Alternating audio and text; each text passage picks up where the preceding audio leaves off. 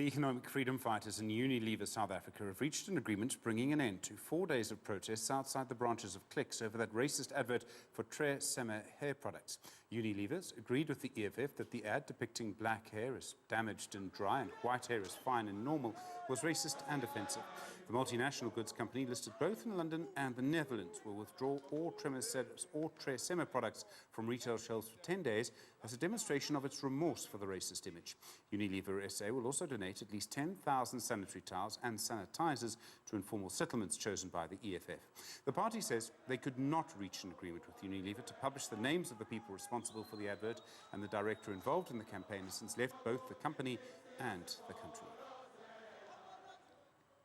Well, there are various dynamics playing out in our society and other societies around the world that relate to power relations between different people of different races around the world. The incidents we've seen here this week, are there global trends connected to this as well? Graeme Codrington is a futurist from Today, Tomorrow Global. He joins us now. Graeme, good evening to you. We're seeing the world change in many ways. We're seeing the coronavirus having a big impact on societies, our society, the United States. At the same time, and I would oversimplify this, I would call it the Black Lives Matter movement is gaining traction. Now, that's the result of many years of struggle. Is there a way that the culmination of that dynamic and the coronavirus are linked? Stephen, hi, good evening. I think that's exactly what we could have anticipated during this lockdown. It actually comes back to something I studied during my master's in sociology, which is about normalization.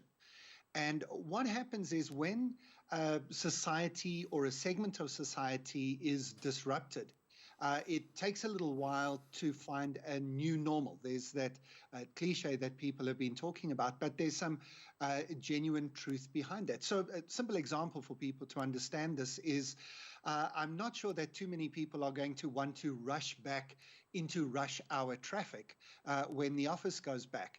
And I think that when people are able to go back to work, they're probably going to say, why can't we have more flexible time? Why can't we stagger our arrival at the workplace? I think another example is people are buying online. If people hadn't tried e-commerce before, then lockdown has now given them that opportunity to be disrupted, to change their normal patterns, to change the things that they were used to, and now to begin normalizing new behavior. And it's no surprise then that that has started to move into our patterns of society. We might have been in a place of normalizing racism.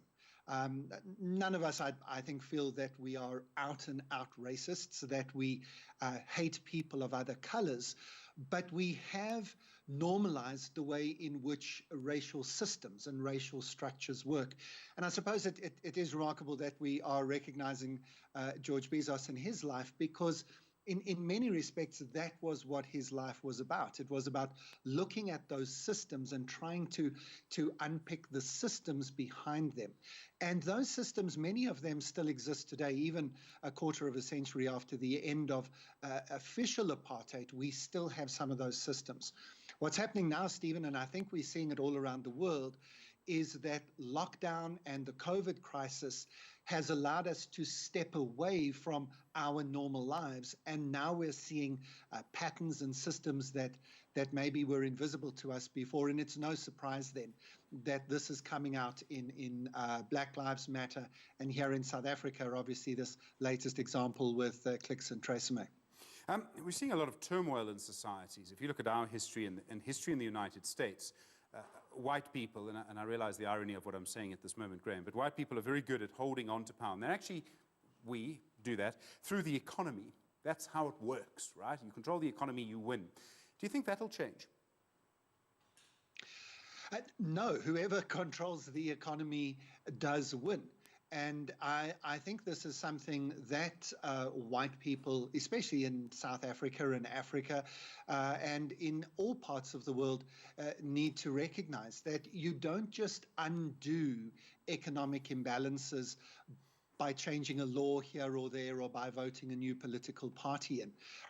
Again, it comes back to the work of George Bezos. He is certainly somebody I look up to and admire, because many of the things that he did and the cases that he took on were about dealing with systemic injustice.